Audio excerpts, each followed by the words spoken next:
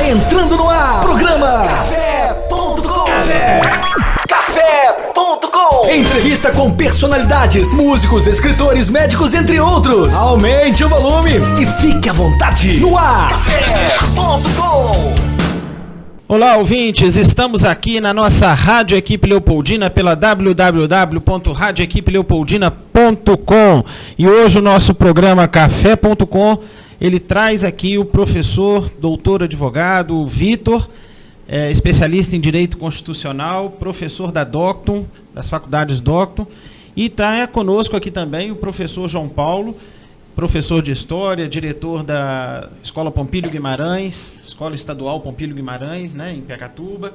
E nós vamos conversar um pouquinho sobre tudo que vem acontecendo no país na questão política, na questão constitucional, começando pela democracia, que é um termo que foi criado lá na Grécia Antiga, né? Platão, Aristóteles foram os primeiros a abordar o tema.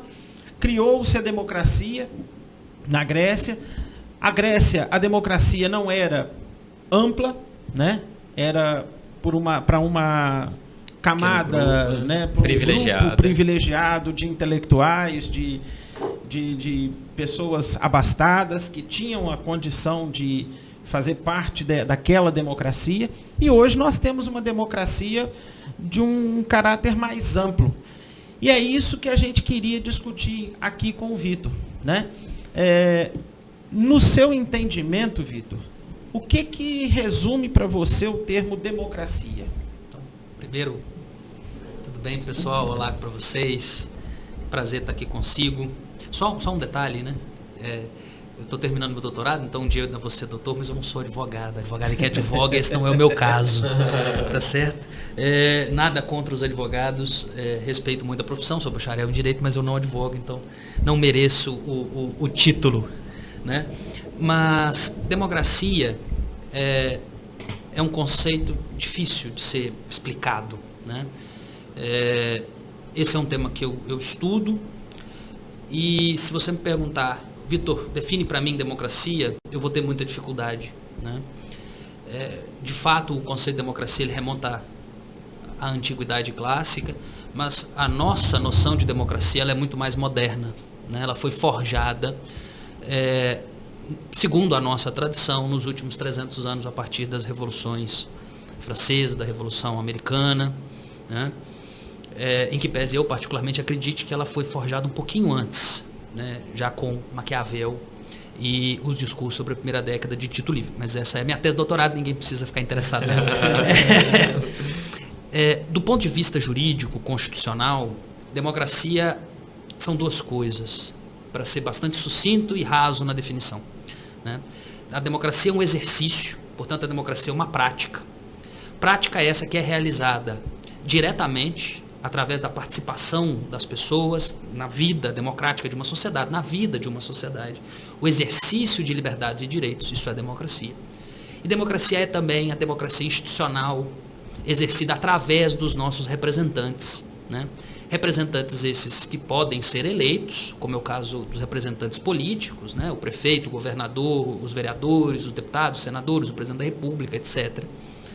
E é também exercida por representantes que não são eleitos e que colhem legitimidade, a gente chama lá no termo jurídico de legitimidade indireta, né? Eles são legitimados porque foram aprovados num concurso público, porque foram indicados por alguém que foi eleito, como é o caso, por exemplo, dos ministros do Supremo Tribunal Federal, né? Que não são eleitos, mas são indicados pelo presidente da República e sabatinados pelo Senado Federal.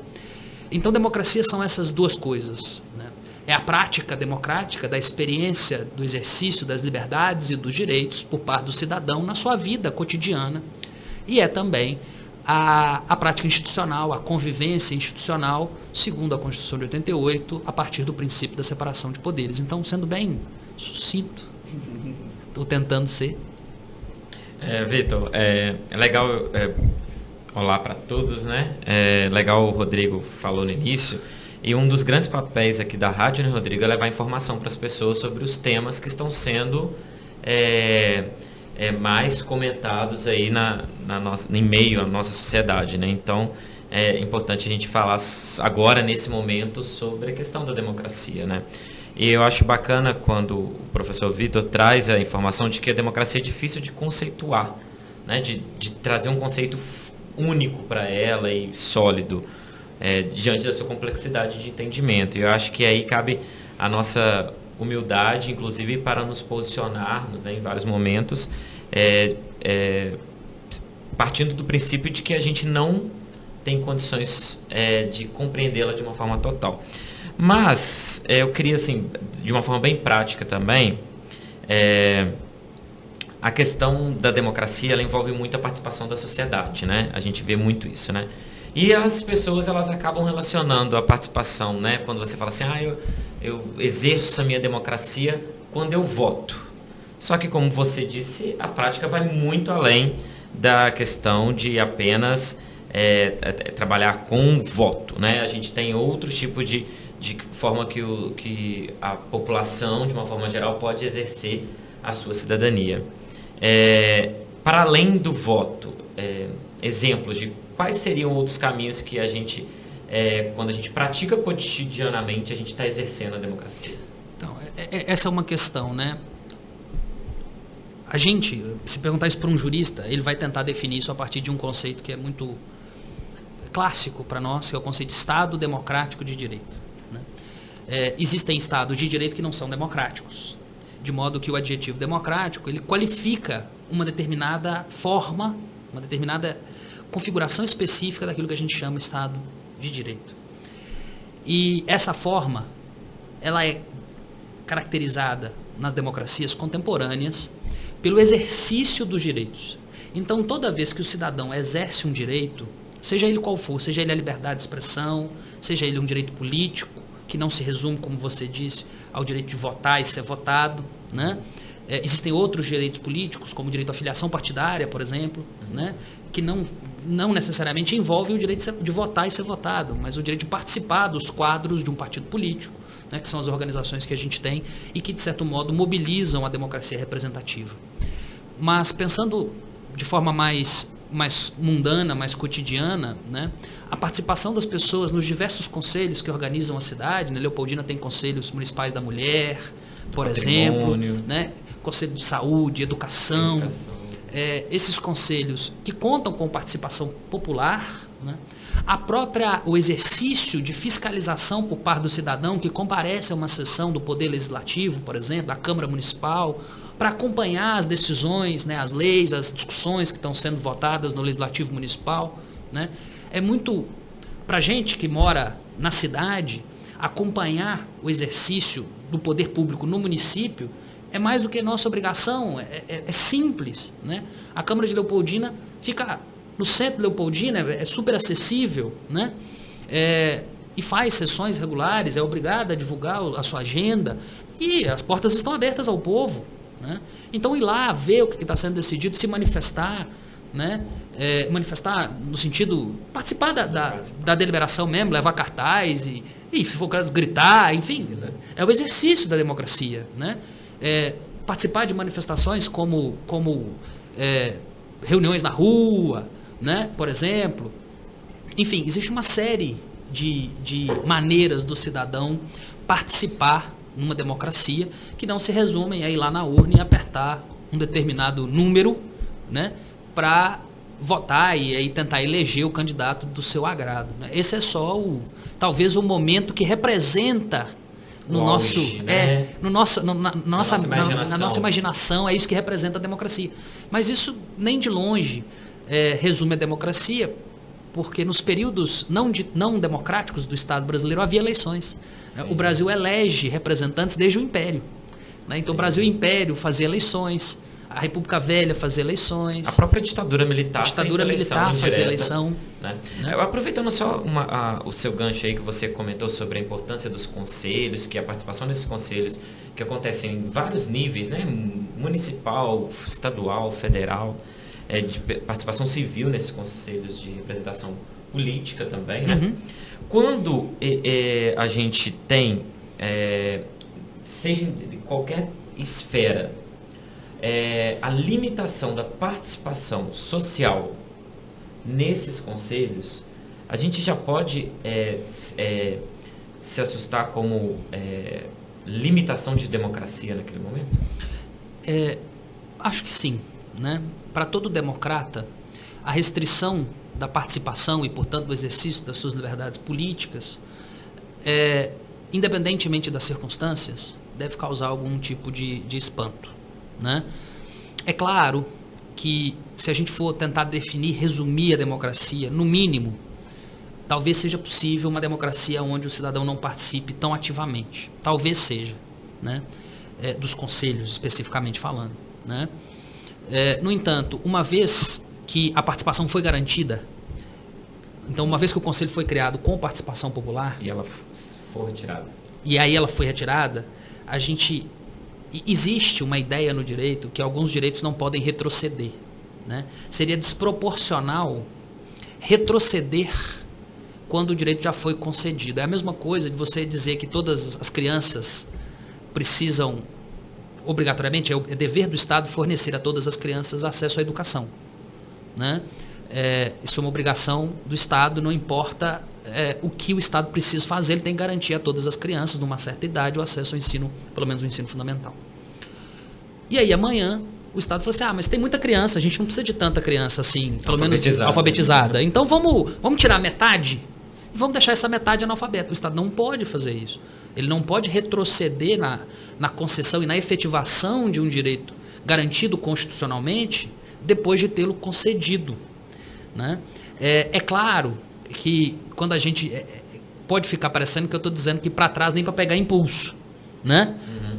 É um pouco isso, mas obviamente a gente precisa temperar um pouco isso, né? Jogar um pouquinho de sal nessa mistura, porque a gente sabe que circunstâncias episódicas podem provocar algum tipo de restrição. Então, o país que vive uma crise econômica muito severa vai ter dificuldade em encontrar recursos para investir em saúde, educação. A gente vive um momento muito delicado, né, no mundo hoje, e o Brasil tem dificuldade em encontrar, por exemplo, aparelhos respiradores, né, no mercado, para adquiri-los à pronta entrega, mediante pagamento, e trazer para abastecer os hospitais brasileiros, né? Então, assim, às vezes tem dinheiro, mas não tem o que comprar. Raramente esse é o caso brasileiro. O caso brasileiro, no mais das vezes, não tem dinheiro e tem muita coisa para comprar, né? Essa é a sina do povo brasileiro de modo geral, e não é assim, não é diferente, com o Estado brasileiro, né? Então, eventualmente, a gente poderia considerar o que o Estado pode fazer hoje, de acordo com as suas disponibilidades financeiras, né? E aquilo que ele não pode fazer porque está impedido, faticamente impedido, né? E aí, nesse caso, não é perda de direitos, não mas é uma situação... É uma situação excepcional. Excepcional. Uma situação excepcional. Aproveitando, eu vou só mais uma pergunta na fala dele. Quando você falou que, por exemplo, se você garante que todos têm acesso à educação e, de repente, você exclui 50%... exclui 0,5%, exclui uma pessoa. Sei lá, exclui, né, um grupo de pessoas... querendo ou não, a democracia está perdendo com isso. Sim. Então, vamos olhar pelo outro lado, na própria história brasileira, e pegando o exemplo da própria educação. A gente tinha uma educação que ela não era...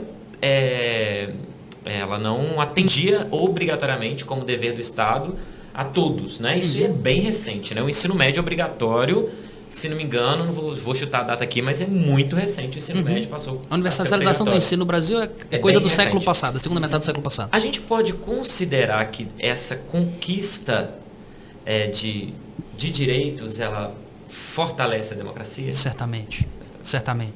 Né? Cidadão, né? E a cidadania é um conceito muito importante para uma sociedade democrática. O cidadão é aquele que tem direitos, né? Eu gosto de trabalhar com uma diferença entre o cidadão e o súdito, né? Todo mundo que já viu filmes de história, né, vai se lembrar que o rei tratava, lá na Idade Média, as pessoas como seus súditos. Ele, que personificava o Estado e a lei, era a única pessoa que tinha direitos. Os demais, por mais nobres que fossem, estavam, de certo modo, submetidos ao poder do rei, né? De modo que o rei poderia, não é tão simples assim, mas ele poderia tirar o direito de alguém, né? Mandar alguém para a forca. O exemplo mais mirabolante disso, né, é a monarquia inglesa. O primeiro rei da dinastia Tudor, se eu não estou enganado, o que matou as esposas todas. Henrique VIII, VII, são muitos Henriques na Inglaterra, né? Tem até a série, né, que o pessoal que gosta de série histórica, né? Não sei se os historiadores recomendam, mas tem a série Tudors aí na internet. Mas pelo menos para entender o contexto, né? Na verdade, ele não foi o primeiro, né? Ele foi o que criou o anglicanismo. O anglicanismo. Isso. Foi ele que criou o Exatamente. anglicanismo. É esse o Ele exemplo. queria se separar de Catarina de Aragão e se casar com Ana Bolena. E aí ele né? rompeu com a igreja Aí ele católica. Para poder se igreja. divorciar, né? E não foi a segunda mulher dele, né? Assim, foi a segunda faticamente, mas não foi a última. Não foi a Porque última. ele se casou várias vezes, inclusive matou outras esposas, além da própria Ana Bolena. Mas enfim. E o não rei conseguiu ter o filho homem. não conseguiu. Pai da Maria Louca e depois da Elizabeth, né? Elizabeth que assumiu. Elizabeth. Mas enfim, o caso ali é esse, né? Ele é rei, ele tem impedido, né, um pedido de divórcio. O que ele queria era se separar da esposa, Catarina de Aragão, irmã, filha, enfim, né, parente próximo do rei da Espanha, um dos principais apoiadores do papado na época. E sobrinha de Carlos V do Sacro Império Germânico. Romano-germânico, né? Então, uma nobre de altíssimo escalão não conseguiu, o Papa não autorizou a anulação do casamento, enfim, o divórcio. E ele rompeu com a igreja, né? Isso não quer dizer que a vida dele foi fácil, mas ele fez, né? E não só fez, como ele matou a esposa para a qual ele se voltou quando se separou da primeira, né? Então o rei pode muita coisa. E ele pode muita coisa porque ele é o primeiro cidadão, né? Primeiro e, em muitos casos, o único, né? Dependendo do grau de absolutismo de uma monarquia, ele é o único. E o fato é que as demais pessoas que vivem neste reino são súditos. Elas não têm direitos. Ou elas só têm direitos na medida em que o rei concede a elas alguns privilégios, né? Numa democracia, o cidadão é todo aquele que tem direitos. Então será tanto mais democrática a sociedade quanto mais direitos ela conceder aos seus cidadãos. Eles estão na Constituição. A esmagadora maioria deles, né, se você pensar o que a gente chama de direitos fundamentais, que como o próprio nome deixa transparecer, são os mais importantes, os mais essenciais direitos, eles estão, se não todos, praticamente todos, constitucionalizados no Brasil. É por isso que nós chamamos a Constituição da República de 88 de a Constituição Cidadã, nas palavras do presidente da Constituinte, Ulisses Guimarães. E tem as cláusulas que são imexíveis nessa Constituição, né? Que Sim. são as chamadas Cláusulas pétreas, né? Isso. Essas, para haver alguma alteração, precisa de toda a aprovação de todos os segmentos, né? Vamos lá. A Constituição, ela é a lei mais importante de um país. Então, para a gente Carta tentar... Magna, né? Isso. Né? Então, ela é uma lei, mas ela não é uma lei como qualquer outra. Para que ela seja alterada, é necessário um procedimento mais rígido, mais rigoroso, mais difícil de ser alcançado, para que você promova a alteração da Constituição. Só para ter uma ideia básica, para você aprovar uma lei no Brasil, você precisa de maioria simples no Congresso e no Senado, uma votação em cada. Aprovou, o presidente assina, sanciona, está valendo, né? Grosso modo, é isso. Para você alterar a Constituição, você precisa de uma maioria de 3/5 dos deputados e 3/5 dos senadores, conseguida em 2 votações em cada uma das casas. Então você precisa uma votação na Câmara 3/5, uma segunda votação na Câmara 3/5, uma votação no Senado 3/5, uma segunda votação no Senado 3/5. E ainda assim, isso seriam as propostas de emenda à Constituição, as PECs. Inclusive nós estamos votando uma, demais, né? A gente está votando, né, nesse A período. questão do estado de guerra. Isso, o né? orçamento de guerra, que foi votada na Câmara 2 vezes, aprovada, foi votada no Senado, alterada com o substitutivo do Antônio Anastasia, né, senador pelo Estado de Minas Gerais, inclusive, e agora volta para a Câmara, porque depois, como ela foi alterada, os deputados precisam votar as alterações realizadas pelo Senado, então vão passar por mais algumas votações aí na Câmara, até que se aprove e se consolide um texto final. Mas respondendo diretamente à pergunta com relação às cláusulas pétreas, o fato de você ter um procedimento mais rígido, ele não afasta a possibilidade de que você transforme a Constituição de modo a desconfigurá-la completamente. Para evitar isso, o Constituinte brasileiro selecionou algumas ideias, alguns direitos, alguns princípios que podem ser alterados, mas eles não podem ser alterados no sentido de serem diminuídos de forma a atender a sua abolição. A redação do texto constitucional impede que as emendas com relação a essas matérias sejam aprovadas se essa emenda tender à abolição daquele princípio ou daquele direito. Entre esses princípios estão os direitos fundamentais, como é o direito de ir e vir, a liberdade de informação, a saúde, a educação, o meio ambiente, enfim. E também a separação de poderes, o princípio federativo, né, que garante a organização do território entre os estados, os municípios, a União, enfim. Existe uma série de princípios constitucionais que eles podem sim ser alterados, mas eles não podem ser abolidos por qualquer tipo de emenda à Constituição, porque uma emenda dessa seria, na verdade, um ato de força, um ato de império, como a gente chama. E então eu vou te fazer uma ruptura da ordem constitucional. Então eu vou aproveitar, Vitor. Eu vou aproveitar e vou te fazer uma pergunta que nem é minha. É uma pergunta de uma tia minha. Eu não soube responder. Um amigo meu pediu para perguntar. Mas é uma tia minha, eu não soube responder ela, porque andou rodando essa semana um vídeo na internet. E esse vídeo era de uma cidadã que estava numa praça. A praça estava interditada, não me recordo qual cidade. Eu cheguei até a ver esse vídeo. A praça estava interditada. Foi, me parece que um fiscal da prefeitura com a polícia militar pedia a essa senhora que não ficasse ali, que fosse embora. Uhum. E me parece que nessa cidade o isolamento está muito sério. Uhum. Né? E essa senhora não foi embora e falou com o fiscal e com a polícia militar que ela não iria, que aquilo ali era um direito dela, ela tinha o direito constitucional de ir e vir. E aí aquela senhora ela foi levada à força a um distrito policial. Isso me engano aconteceu no Nordeste. Ela foi levada à força para um distrito policial, foi algemada, né? Derrubaram a senhora, jogaram ela no chão, algemaram, enfim.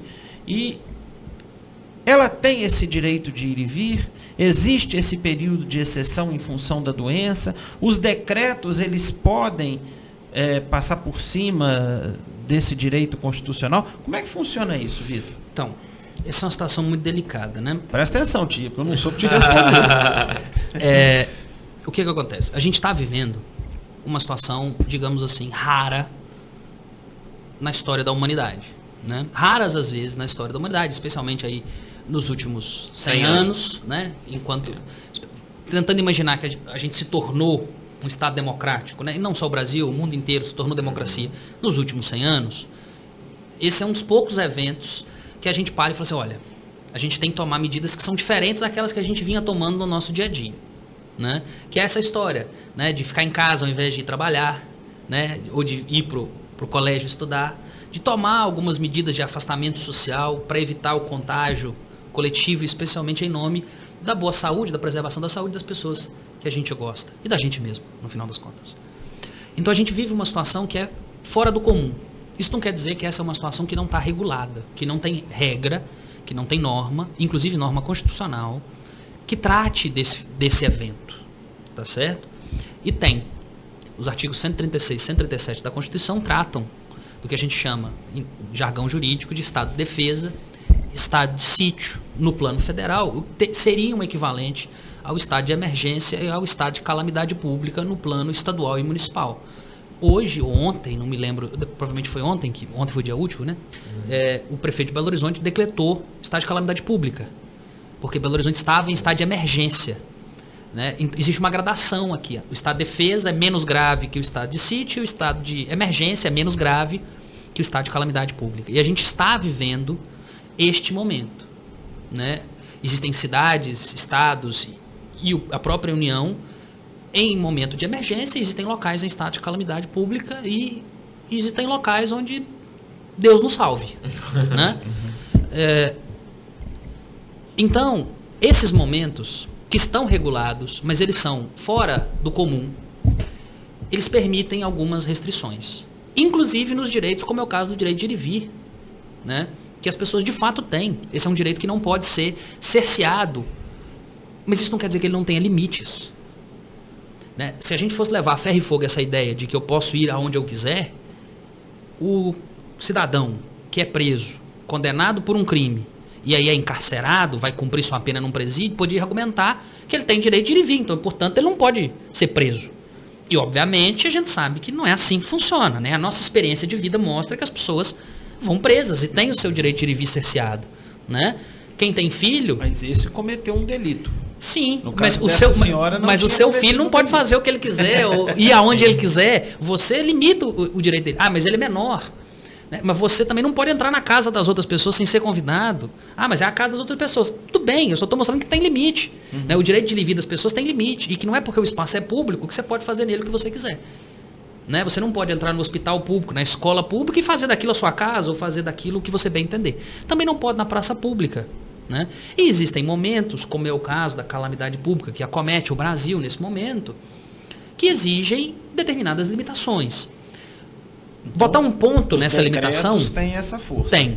De tem. cercear Inclusive o Supremo Tribunal Federal já decidiu que os municípios e os estados têm o poder de produzir esses decretos e limitar, inclusive, a circulação de pessoas. Isso não quer dizer que você possa impedir as pessoas de circular, impedir as pessoas de ir de um ponto a outro na cidade, ou de uma cidade a outra, de um estado a outro, mas você pode limitar. E essas limitações... E isso é uma queda de braço atual, né, Vitor? Sim. Porque o governo federal, ele quer uma abertura, ao passo que os governos estaduais e a maioria das prefeituras não querem essa abertura desse isolamento. Porque são perspectivas diferentes de um mesmo problema. Né? Quando você está doente, você não vai atrás do governador do estado, do deputado federal, do senador, do presidente da república. Você vai atrás do vereador e do prefeito. Porque é quem está aqui perto, é quem vai te acudir. Nós moramos em Leopoldina, no interior de Minas, a gente não vai atrás do Zema em Belo Horizonte, de um deputado estadual, no máximo um da região aqui, se você tiver algum contato, e jamais você vai a Brasília procurar algum apoio para exercer o seu direito à saúde. Né? Mas agora, com essa situação, né, que envolve a saúde das pessoas, é o prefeito que se sente pressionado.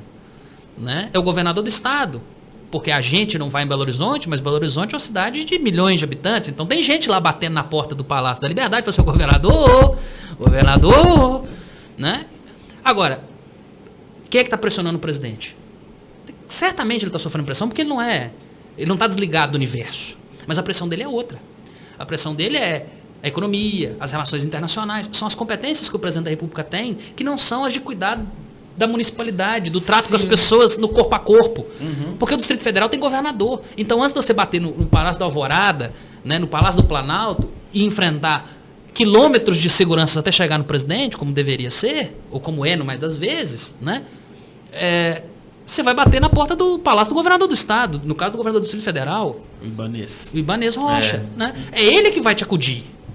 Né? É ele que está lá para governar aquela situação. E talvez, só te interrompendo, você me fez lembrar de uma coisa que é muito criticado, principalmente na área de educação, mas a gente vê também em outras áreas, eu estava conversando com o policial também, ele falando sobre isso, de políticas que são construídas de cima para baixo. E a gente pensa mais ou menos isso, né? Se hoje, o exemplo claro que você deu é isso, é o seguinte, lá em cima, não consegue se ter visão de um prefeito, por exemplo, não consegue se ter visão. Por mais, às vezes, a gente, óbvio, que quem passa por toda essa experiência, talvez traga isso no seu... Por exemplo, é diferente, às vezes, quando, para exemplificar aqui para os nossos ouvintes, às vezes, quando um professor vira diretor... mas obrigatoriamente o diretor tem que ser professor, não tem jeito. Mas quando, por exemplo, uma pessoa que vira secretário de educação, ele foi antes professor... diretor, a gente tem um exemplo muito claro agora no Rio, recentemente, a secretária municipal de educação de lá, ela começou como merendeira, se não me engano, e passou pela professora, coordenadora, foi diretora de escola, agora assumiu a Secretaria Municipal de Educação, porque a outra teve que sair por questão de política. Então, se espera que essa pessoa tenha uma visão mais sensível a esse tipo de coisa. Então, talvez tenha essa pressão por falta de que tem esse descompasso, né, entre ações do governo federal, dos estados, dos municípios, por conta dessa pressão que exige e desse desconhecimento de ser uma outra área, um outro tipo de olhar que ele tem que ter, igual você falou, um olhar macro para a economia e não ver essas pequenas coisas. Eu sei que é uma coisa difícil das pessoas entenderem, mas o presidente e o governador e o prefeito, para falar das três autoridades que respondem pelo executivo, federal, estadual e municipal, respectivamente. O presidente não manda no governador, o presidente não manda no prefeito, nem vice-versa, tá certo? o presidente manda no quadrado dele, o prefeito manda no quadrado dele e o governador manda no quadrado dele. Cada um tem o seu quadrado. E eles ficam, ou deveriam ficar, nos seus quadrados. Então, existem determinadas demandas que a gente cobra do prefeito. Você não vai para o presidente da República e fala assim, minha rua está precisando de calçamento. Né? Você vai para o presidente da República e fala assim, agilizar a economia aí, emprego, né? A carestia, a inflação. Isso o prefeito não tem como controlar, mas o presidente tem instrumentos para isso. Por outro lado, o presidente não calça a rua. Né? O presidente não abre creche, não abre escola especialmente de nível fundamental, isso não é competência do governo federal. Né? Então, cada um no seu quadrado. Então, cada um administra um universo de afazeres que é dele e que o outro não tem nada a ver com aquilo. E a gente tem dificuldade. Bate porque no caso da saúde, especificamente, é a competência de todos. Isso não quer dizer que eles possam fazer todos a mesma coisa. Mas a gente chama isso de competência concorrente. Todos eles concorrem, não no exercício das competências, mas na efetivação do direito à saúde do cidadão. Então, para que eu tenha o meu direito à saúde, e você, o seu, e o de cada ouvinte, o seu, o direito à saúde efetivado, garantido, que você possa bater na porta do hospital amanhã e ser atendido, como é seu direito, o prefeito precisa fazer a parte dele, o governador do estado precisa fazer a parte dele, e o presidente da República a parte dele. Mas os três precisam agir de forma coordenada. Porque se ficarem batendo cabeça o que é tarefa de um, o que é tarefa de outro, eles vão ficar se atrapalhando no exercício das suas respectivas tarefas e o meu direito à saúde lá na ponta não vai ser satisfeito. E é isso que a gente está vendo. E é isso que a gente vê na história brasileira. Sim. Numa situação de emergência como essa, isso fica ainda mais evidente. Né? Isso fica mais evidente porque o presidente quer apontar numa direção, o governador na outra e o prefeito na outra. Você não pode ir para 3 lugares ao mesmo tempo. Né? Violações da lei da física ainda não são permitidas nesses momentos, por mais excepcionais que eles sejam. Então, a gente precisa encontrar algum grau de coordenação. Né? E aí, só para concluir, esse grau de coordenação, com todo respeito, ele não depende das autoridades públicas. Ele depende do cidadão. É claro que a autoridade pública, ela vai exercer a liderança. Então, ela vai apontar o caminho. E aí, quando cada um aponta um caminho, a gente bate cabeça igual carrinho de bate-bate no parque de diversões. Mas não adianta nada a autoridade pública falar, é para lá que a gente tem que ir, e a gente não se mexer também. Então não adianta nada a autoridade pública municipal falar, não saiam de casa, resguardo, porque a infraestrutura de saúde do município não comporta esse tipo de demanda, e as pessoas quererem, com base no que diz o presidente, com base no que diz o governador, que não está em Leopoldina, tomarem determinadas decisões. Eu não estou dizendo que essas decisões são certas ou erradas. Eu só estou dizendo que existe uma autoridade que aponta para um caminho. Ela é quem aponta para o caminho, é o prefeito. E a conhecedora da causa ali, local, né? É quem sabe, é quem está lá, né? Eu sei que não é o mantenedor do hospital, mas é ele quem financia a saúde do município. Então é ele quem tem a noção de quantos respiradores mecânicos, algo que me consta, não existem respiradores automáticos, né? Aqui na cidade. Então quantas pessoas você vai conseguir atender? Quantas ambulâncias tem, se for necessário pegar essas pessoas e levar para o polo regional mais próximo, deve ser Juiz de Fora. Sim.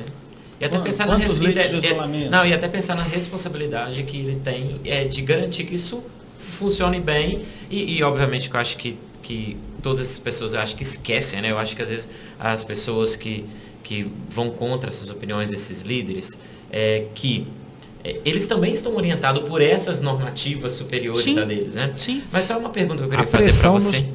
A pressão nos prefeitos ela é maior do que no governador e no presidente. Eu acho que é isso que a gente tem que pensar. Eu não estou defendendo o prefeito nem atacando o presidente, ou o contrário. Eu estou pensando o seguinte. Se eu sou prefeito de Leopoldina hoje, eu estou vendo o que está acontecendo em São Paulo, eu vi o que aconteceu na Itália, o que está acontecendo nos Estados Unidos, eu estou vendo isso acontecer. Cidades riquíssimas como Nova York, morrendo centenas, milhares de pessoas todo dia. Imagina o que não aconteceria com... Leopoldina tem a condição de atender 0 pessoas em estados mais graves da doença. Existe um número limitado de ambulâncias na cidade de Leopoldina, eu não sei quantas são, mas não dá para ficar levando gente para os polos regionais onde tem respirador, se o volume de pessoas que adoecem for o que a gente está vendo por aí. Pensando nisso, alguém vai morrer. Espero que não seja eu, que não sejam vocês, que não sejam as pessoas que eu gosto, mas as pessoas vão morrer. A pessoa morreu. Eu morri, alguém que eu gosto morreu, um familiar meu morreu. Eu vou reclamar para quem? Eu vou arrancar daqui de Leopoldina, vou até Brasília, ver se eu consigo uma audiência com o presidente da República, eu vou arrancar daqui para Belo Horizonte, ver se eu consigo uma audiência com o governador do estado, eu vou bater na porta da prefeitura na rua de cima, na porta da Câmara, a 100 metros de onde eu trabalho, lá na Docton, e encher o saco do vereador, do prefeito, chamar ele de todos os nomes feios que o universo conhece, fazer um estardalhaço na vida dele, transformar a vida dele no inferno, é a ele que eu vou acusar de incompetente. Né? Eu não estou, de novo, não é questão de defender o prefeito, é questão de entender o lugar dele no mundo. Sim. Né? Sim. A água está batendo é nele. É claro. Né? Então, assim, não estou dizendo que ele está certo ou que ele está errado. Agora, na dúvida, eu, na posição dele, provavelmente faria algo semelhante. Nessa batida que você explicou, né, o Executivo Federal num lado, o Executivo Estadual caminhando para o outro, o Executivo Municipal caminhando para o outro, isso, para a sociedade, parece bagunça. Né? Eles veem como uma bagunça. Você acha que nisso a gente perde enquanto democracia por não ter essa... Porque, trazendo até alguns exemplos históricos, né? Na maioria das vezes que esse livro traz até algumas situações disso, depois eu comento sobre isso também, mas que surgiram ditaduras, é porque a sociedade estava frágil em algum ponto, né? Então, essa situação de calamidade pública dessa doença, ela gera uma série de situações. A gente vê, inclusive, governadores, prefeitos e até presidentes e tal, que seguiam uma linha, mas enquanto estava tudo tranquilo. Porque na hora que o negócio apertou, apareceu uma doença desse nível, a pessoa meio que ficou perdida em relação à função que tinha que fazer e tal. Então, todo mundo fica muito frágil. E você acha que, por exemplo, momentos como esse também fragilizam a democracia? Então, é a isso que eu estava me referindo, que somos nós, cidadãos, que vamos construir as alternativas para esse momento. Para mim, a democracia é essa confusão. Ordem, se você quer ordem e progresso, como lema positivista da Constituição brasileira, você não é uma pessoa muito democrática. Tá certo? Isso não quer dizer que a gente precisa viver numa arruaça. Né? Sim, sim. Mas impor uma ordem, uma determinada visão de mundo, é a perspectiva do autoritário. O democrata respeita o outro, respeita a diferença e está disposto a ouvir a pluralidade de opiniões e aceitar a divergência como um dado da natureza humana. Nós somos diferentes e, portanto, nós pensamos diferentes e gostamos e queremos coisas diferentes. Né? Esse é o espírito por trás da democracia. Né? E aí, esse desencontro é natural na democracia. Se as pessoas pensam diferentes, se respeitam como diferentes, estão dispostas a se ouvir e se tolerar, ninguém é obrigado a se amar, mas é obrigado a se tolerar, a se respeitar enquanto diferentes, esse bate-cabeça, ele é em certo sentido normal, desejável. É claro que isso não pode gerar uma situação de ataraxia, né, de imovibilidade. Né? Isso não pode impedir o poder público de tomar as decisões que ele precisa tomar. Comprar a máscara, né? Garantir o profissional de saúde no posto de saúde, no hospital, comprar o respirador que ele puder comprar, fabricar o que ele puder fabricar. Enfim, tomar as decisões que ele puder tomar. Onde ele não pode tomar, ele faz o que ele pode. Tranca as pessoas em casa, ou pede para que as pessoas fiquem em casa. Né? Porque é isso que está acontecendo. Né? Se você parar para pensar, eu acho que as pessoas precisam observar essas situações de forma diferente. O prefeito não está impedindo ninguém de ir e vir. Ele está impedindo o comércio de abrir. É isso que tem mantido as pessoas em casa. Aí os comerciantes ficam numa situação complicada. E aí a gente tem que se solidarizar com eles. E aí ver o que é possível fazer de aceitar que a nossa posição de consumidor, e enfim, as pessoas estão perdendo o emprego, a posição de consumidor não está lá muito fácil, mas que todo mundo consome alguma coisa. Talvez dar preferência para o empresário local. Né? É o empresário local se mexer e fazer o delivery, se reinventar. Se reinventar. Né? Se reinventar. Bom, então nós é um tema que a gente vai voltar nele. Mas nós precisamos dar uma pausa, né? Porque a gente passou um pouquinho do nosso tempo. Dos reclames. Nós vamos fazer uma pausa agora, mas a gente volta com esse assunto aí, porque esse assunto é polêmico. E é polêmico na cidade. Né? Então a gente vai voltar nesse assunto aí do comércio da cidade, do comércio local. Vamos dar um intervalinho. Café.com. Café.com. Gente, aquele meu crush americano veio falar comigo. Sério? E aí, como é que foi? Ah, ele disse que gostava de mim. Em inglês? Ah, e aí? E aí, conta, amiga. Aí eu respondi, I like you too. E ele? Como assim, e ele? Eu falei em inglês, gente. Tem noção? I'm speaking. Uhul! I'm speaking. No CCAA você aprende inglês como aprendeu português. E quando você vê, you are speaking. Venha se apaixonar também. 3449-6800. CCAA Leopoldina, Rua Padre Júlio 400. A vida pede menos conservantes, aditivos, irritantes. A vida pede mais o que é caseiro, saudável, maneiro. A vida pede um sabor assim, delicioso pra você e pra mim. Digão Lanches em Leopoldina, Praça do Ginásio e Praça João 23. Fone 3694-5000. Digão, a vida pede um sabor assim. Café.com. Café.com.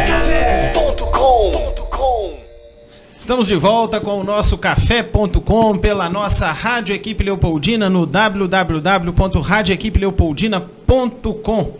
E hoje aqui, eu, professor João Paulo, nós, professores de História, estamos tendo um bate-papo sobre a questão da Constituição brasileira, sobre a questão da democracia brasileira e os acontecimentos recentes.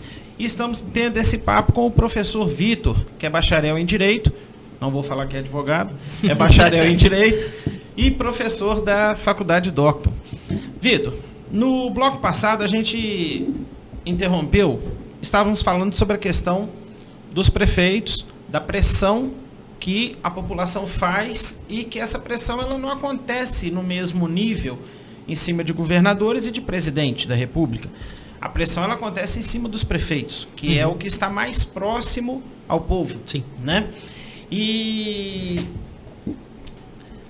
nós presenciamos o presidente, né, numa queda de braço com governadores e prefeitos, falando sobre uma questão constitucional, onde se houvesse uma desestrutura na economia, que os responsáveis seriam governadores e prefeitos, que era para cobrar deles, né? Porque eles insistiam com o isolamento, Sim. Eles insistiam com os comércios fechados. E a gente observa, até aqui na nossa, né, micro, aqui, não vou nem falar em macro, na nossa própria cidade, a gente observa que muitos comerciantes estão insatisfeitos com o isolamento. Com razão, né? Com razão também, né? Então, como é que funciona essa lei, né, que responsabiliza, teoricamente, aí, prefeitos e governadores, que o presidente anda falando aí? Então, a questão é que, de um ponto de vista da distribuição de competências, né, o presidente, na verdade, se esquivando de uma competência que é dele. Porque quem administra a economia do país é o presidente da República. Então, as decisões erradas ou certas dos governadores e prefeitos são administradas do ponto de vista macro pelo presidente da República.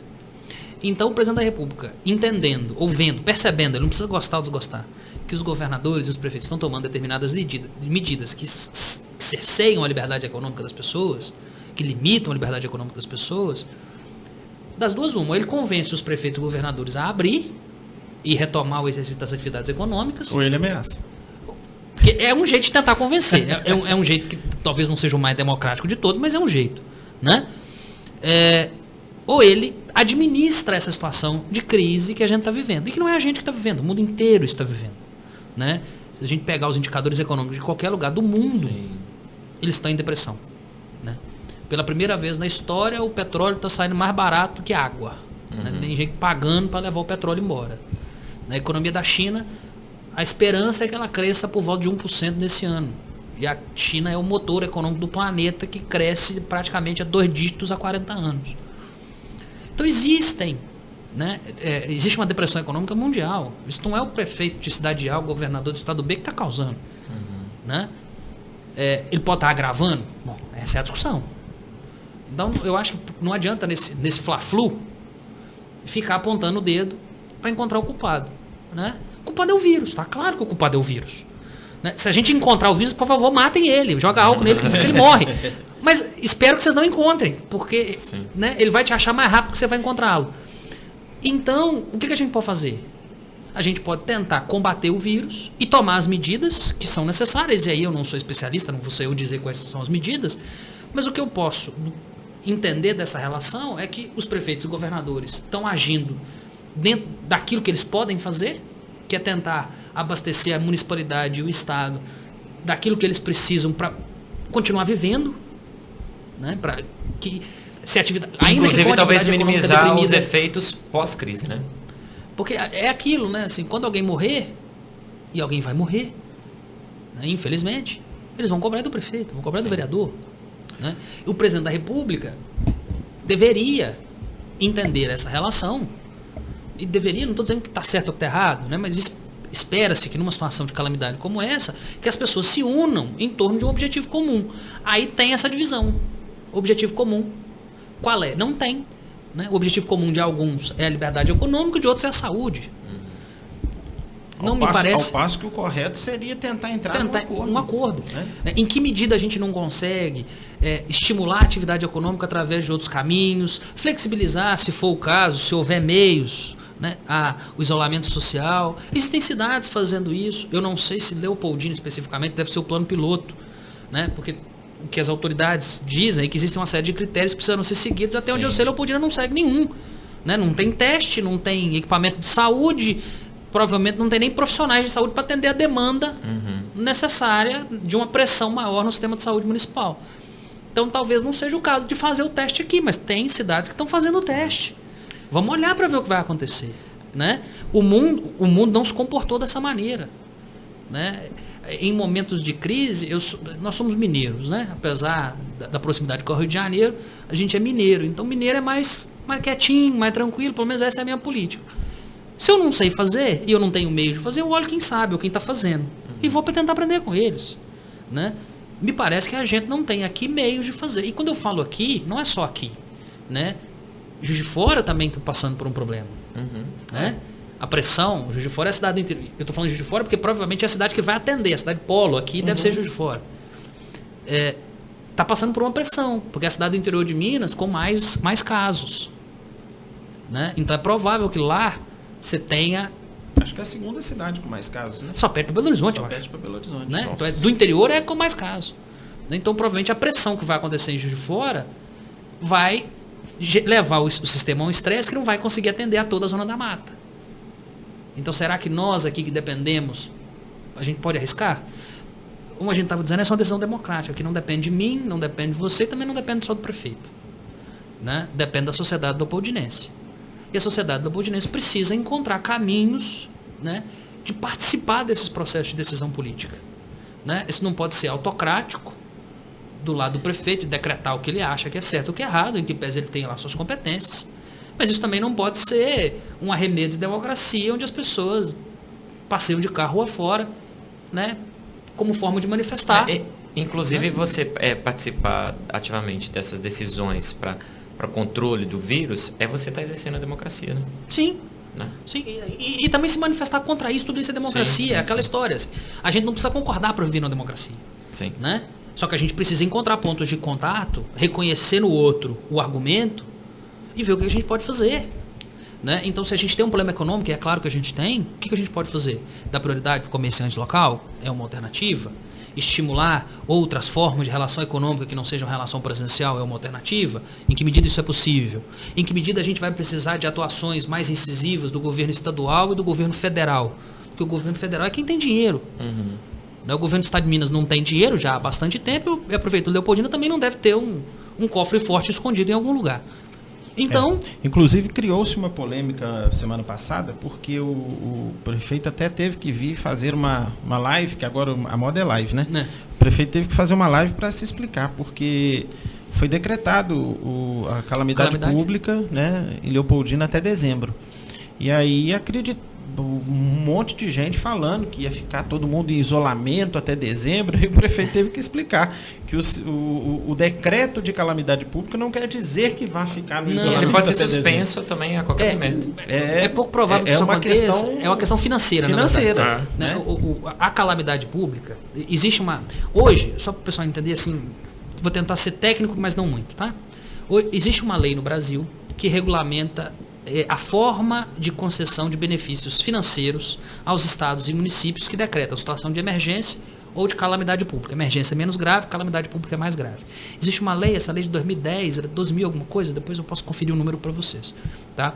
Só que, agora no mês de fevereiro, março, acho que foi março, o Congresso Nacional aprovou uma lei temporária específica para falar da Covid. E ela traz também algumas informações sobre esses créditos orçamentários extraordinários para o combate da Covid. Né? O que o prefeito de Leopoldina, mas recentemente também o prefeito de Belo Horizonte fez a mesma coisa, governadores de estado estão fazendo estados afora, é decretar o estado de calamidade porque ele permite romper alguns limites da lei de responsabilidade fiscal. Então aí, naquela história do que o cidadão pode fazer, está aí uma boa medida que todo mundo pode fazer de casa graças ao portal da transparência e às leis de transparência que vigoram Brasil afora, inclusive na municipalidade. Né? Hoje, o prefeito tem autorização legal para extrapolar determinados limites de gasto previamente orçados segundo a lei orçamentária em vigor, que foi aprovada anteriormente. Isso está valendo. Ele tem essa autorização para romper esses limites. Né? Para abrir créditos extraordinários. Pessoal que especialmente o pessoal que é empresário, mas o dona de casa sabe do que eu estou falando. Né? Você tem um limite de orçamento, você separou o dinheiro do gás. Mas você precisou primeiro de comprar mais feijão. Aí você vai ficar naquela, compra feijão, compra o gás. Compra feijão, compra o gás. Ele já não tem mais essa. Porque ele pode ir lá comprar o feijão e se no futuro precisar comprar gás, ele vai lá, faz dívida e compra o gás também. Coisa que ele não poderia fazer em situações normais de temperatura e pressão. Ou faz dívida ou tira dinheiro de outro lugar. Remaneja, né?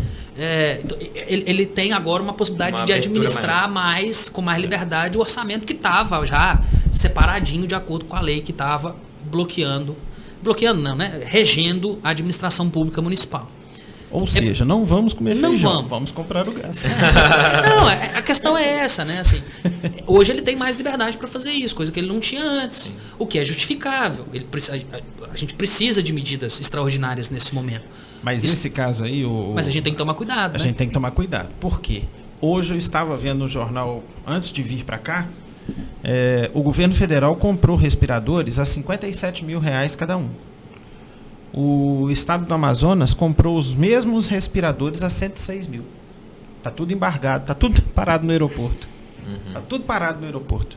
Porque o Ministério Público não deixou. Pois é, mas não liberou a carga. Então, aí a gente já começa a ter problemas, que é aquela história, assim.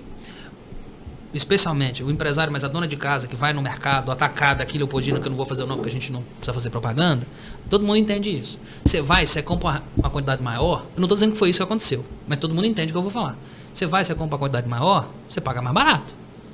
Tem um mercado atacadista aqui em Leopoldina e essa é a jogada. Você vai lá e compra 10, você paga mais barato do que se fosse lá e comprasse um. Né? Pode ser isso que está acontecendo. Pode ser que o governo federal prometeu comprar 14 mil, quando ele chega lá, o cara que vende fala assim, meu irmão, me vê 14 mil? O cara fala, até com promoção para você.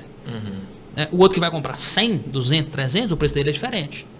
Talvez o custo de levar isso para o Amazonas, o governador do estado fazer esse negócio, para o governo federal fazer outro. Aquela história de coordenação, ela passa por aqui. Né? Porque não adianta nada alguém ir lá e comprar o seu. Porque todo mundo vai precisar. Então é aquela história. Não adianta nada eu ter a minha máscara, eu ter o meu álcool gel, porque eu vou pegar a Covid de alguém. Né? Então todo mundo precisa ter a máscara, todo mundo precisa ter o álcool gel, todo mundo precisa ter o equipamento de saúde.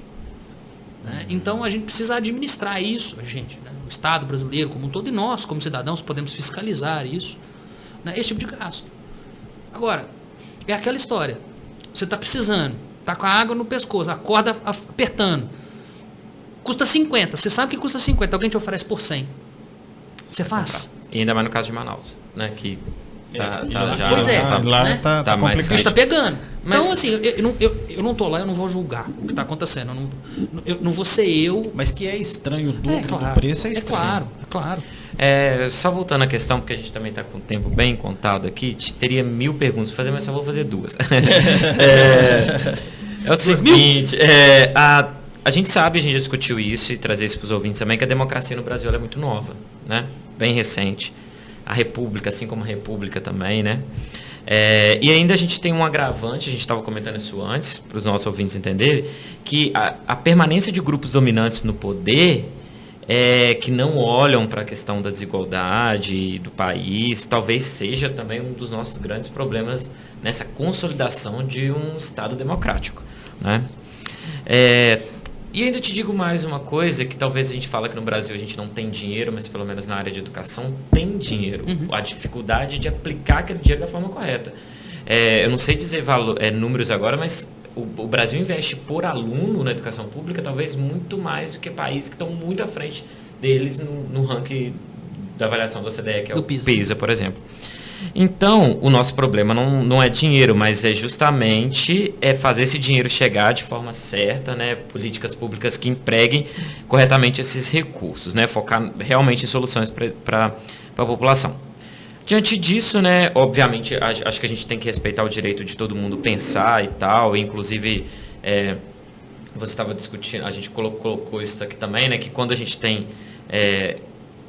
não consegue debater ideias com alguém que pensa diferente da gente, a gente está correndo um risco muito grande de caminhar para um lado não legal, né? Mas, então, respeitando a opinião das pessoas, eu queria saber uma dica sua, pegando um tema muito polêmico, que também já citamos aqui, que é a defesa nos últimos dias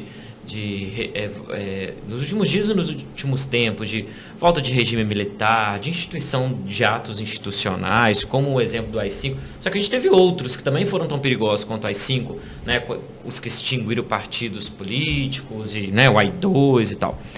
Então eu queria saber qual que é a sua dica para as pessoas entenderem que, por exemplo, o AI-5 não é a ferramenta, nem de longe, mais adequada para que a gente possa construir essa nação desenvolvida e com menos igualdade. Pelo contrário. Trazer de volta algum elemento próximo do que foi o AI-5, dar aquele passo para trás qual que seria a dica aí para os... Só para o pessoal entender assim, o que é o AI-5, né? O AI-5 é um instrumento que tem caráter constitucional, então ele mal comparando, ele é uma emenda à Constituição de 67, 69, que suspendeu direitos e garantias individuais. A gente não está falando de um ato que suspendeu o direito das pessoas à saúde, ou à educação, ou ao meio ambiente, ou à cultura, ao lazer. Não. A gente está falando de um ato jurídico, né, de poder, mas que tem aspectos jurídicos, que suspendeu o direito das pessoas ao habeas corpus, ao direito de enfrentar o seu acusador, sabendo do que você é acusado e tendo a esperança de ser julgado por um juiz imparcial, idôneo, que não tomou partido daquela discussão. Foi isso que o AI-5 fez, né? Então, o grande problema do AI-5 é que ele impede o exercício das liberdades mais básicas do cidadão, como o direito de ir e vir. Porque você precisa de um habeas corpus, é porque alguém impede o seu direito de ir e vir. É para isso que serve o habeas corpus, né? Então, só para dar um exemplo assim, dos mais corriqueiros, retomando algo que a gente já comentou aqui no primeiro bloco.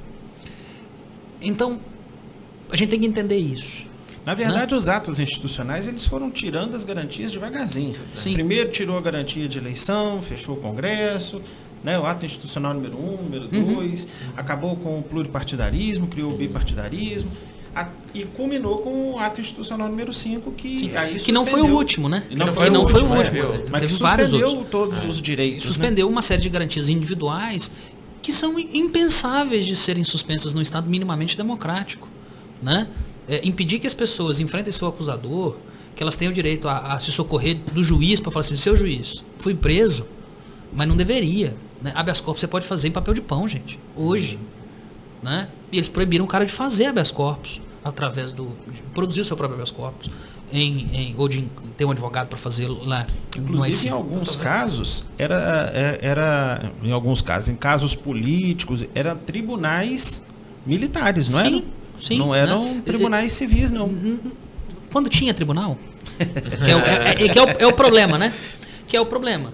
Quando você suspende as garantias do cidadão, você suspende, inclusive, o direito de enfrentar o seu acusador diante de um tribunal, né? A gente tem histórias no Brasil de pessoas que foram julgadas e condenadas à morte sem passar nem perto de qualquer processo minimamente com cara judicial no Brasil. Gente que morreu torturada, enfim, essa é a história da ditadura brasileira. Sim.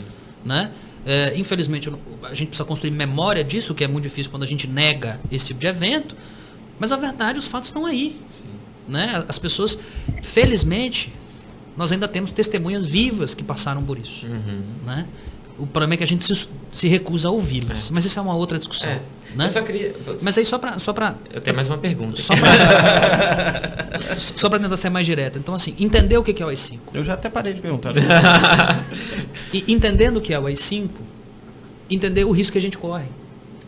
Né? De apoiar determinadas medidas... Sem conhecê-las. Sem saber o que elas fazem. E eu gosto sempre de lembrar isso, né, para os meus alunos. Um dos fundamentos do ato institucional número 5 era a dignidade das pessoas. Porque todo ser humano merece dignidade, então eu vou suspender o direito das pessoas ao habeas corpus. Eu vou suspender as liberdades individuais. Era isso que estava sendo dito. Né? Aliás, um dos autores do AI-5 é o avô do atual presidente do Banco Central. Só para... A história brasileira tem esses... cíclica, né? Não, mas aí a minha pergunta tem um pouco a ver. Eu trouxe o livro aqui, que inclusive, né, fica de indicação, porque todo mundo está no período que dá para atualizar as leituras, que é um livro de 2 pesquisadores de Harvard, se não me engano, é de Harvard, Como as Democracias Morrem. E eles trazem justamente casos na Europa, nos Estados Unidos, de como as democracias, como o tema era democracia, né? Eu nem terminei de ler ainda, eu estou terminando. Como as democracias elas entram em declínio. E um dos pontos que ele fala é o ponto que você falou aqui, né, de quando você não consegue sentar com uma pessoa que pensa diferente de você e discutir de forma civilizada, né, pontos e tal. Sem querer matar o coleguinha. Sem querer matar o coleguinha. A democracia está em risco, né? E a gente vive hoje, você também citou o Fla-Flu, a gente vive hoje, e não é de hoje que a gente está ouvindo essa questão da polarização, a gente vive hoje num Fla-Flu. Que agora era um momento, inclusive, propício para a gente deixar essas diferenças de lado e nos unirmos em prol de uma causa maior, que eu acho que no momento é a vida, né? Isso continua acontecendo. Então, na verdade, a minha pergunta é uma pergunta. Eu queria saber, assim, do ponto de vista, né, de preservação da democracia, quais os riscos que a gente corre se a gente continuar mantendo essa prática da bipolarização, essa prática de não sentar e saber ouvir, e mais, da gente não falar de... tem sido muito recorrente quando você senta com alguma pessoa que pensa diferente de você, ou você ou a pessoa recorrer a discutir pessoas e talvez não ideias, né? E sendo que aquilo que você às vezes quer... Eu vi isso no Facebook de um conhecido nosso aqui, eu acho conhecido de todo mundo, ele colocou uma ideia, ele trouxe, e alguém foi discutir, falou assim, mas você... Não era uma ideia dele, não era uma fala dele, mas era uma ideia de um grupo, de um pensador, de alguma coisa assim. Então, assim, a gente discutir menos que isso é você, mas discutir como ideia, não sei se entendeu. Entendi. Eu queria saber de você a respeito disso. Então, então assim, eu concordo, assim, existe um determinado nível de Fla-Flu que não é saudável. Mas o Fla-Flu é uma delícia. Sim. Né? O pessoal, eu não sou nem torcedor do Flamengo, nem do Fluminense, então eu posso falar com mais... Eu acho que tá errado isso aí. O Rafael vai ficar meio chateado comigo, o Rafael Ponte, mas isso tinha que ser Flamengo e Vasco, porque é o clássico dos milhões, poxa. Mas pode, assim, essa disputa, né, de gozação, de ideias, de argumentos, enfim, isso é super saudável. Isso não pode acabar, não é isso que eu queria dizer. Só que tem um grau de Fla-Flu, que é quando escampa para violência, né? Sim, que é quando, exatamente esse grau que eu estava comentando aqui. Aí sim, aí não pode, porque se você tá batendo no coleguinha, você não tá ouvindo o que ele tem a dizer, a não ser o ai. Né? E aí não tem diálogo. Então, pra gente conseguir construir caminhos comuns, que é o que a gente precisa de um mínimo de respeito. Isso não quer dizer que a gente precisa se gostar, isso não quer dizer que a gente não pode torcer para times diferentes, que a gente não pode ter ideias diferentes, né? De modo que o risco que a gente corre é acreditar que, tapando a boca do coleguinha, ele está concordando com a gente. O risco que a gente corre de impor determinadas medidas, de defender determinadas ideias, é deixar de ouvir as pessoas. Né? E deixar de ouvir as pessoas é muito perigoso, porque uma hora vai ser você que alguém vai deixar de ouvir. Esse é o grande perigo.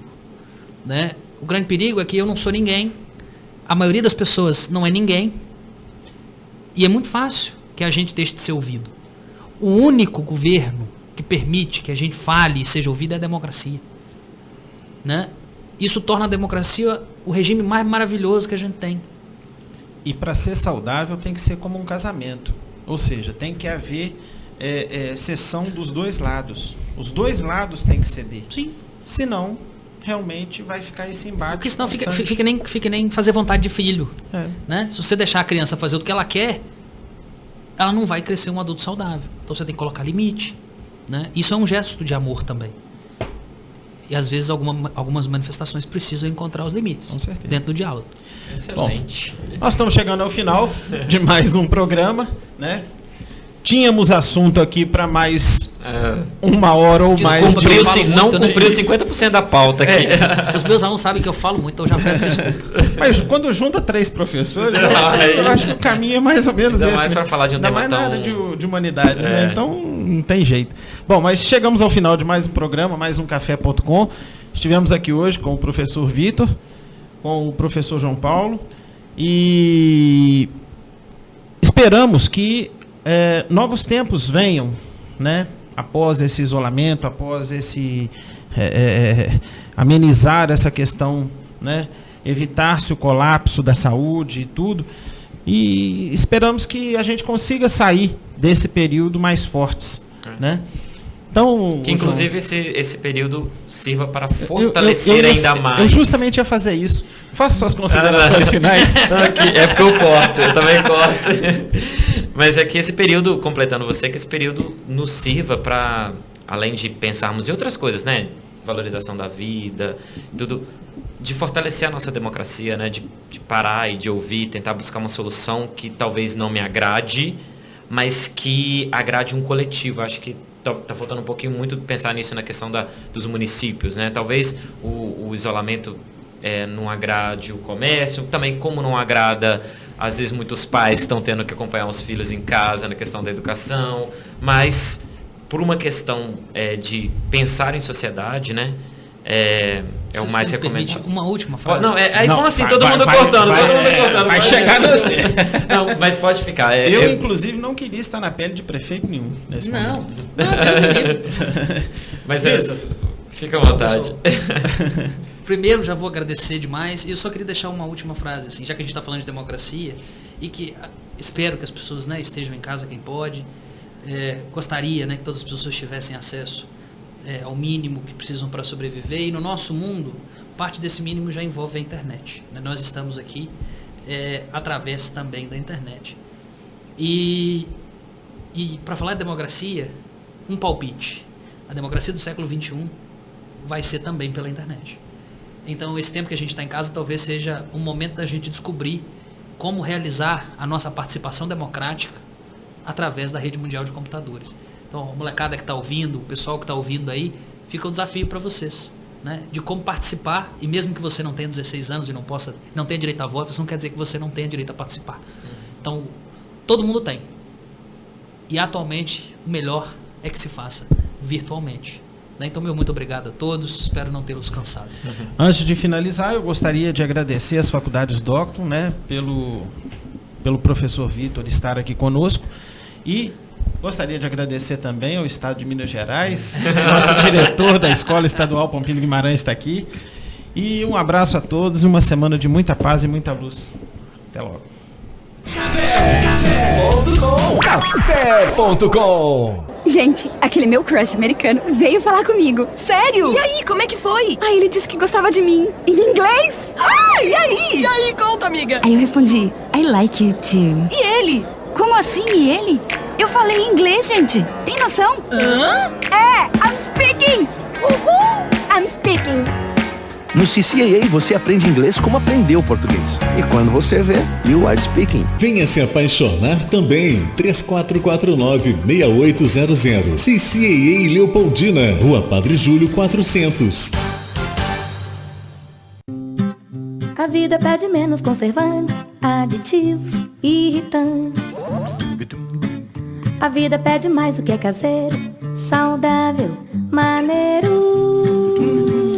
A vida pede um sabor assim, delicioso pra você e pra mim. Digão. Digão Lanches em Leopoldina, Praça do Ginásio e Praça João 23. Fone 3694-5000. Digão, a vida pede um sabor assim.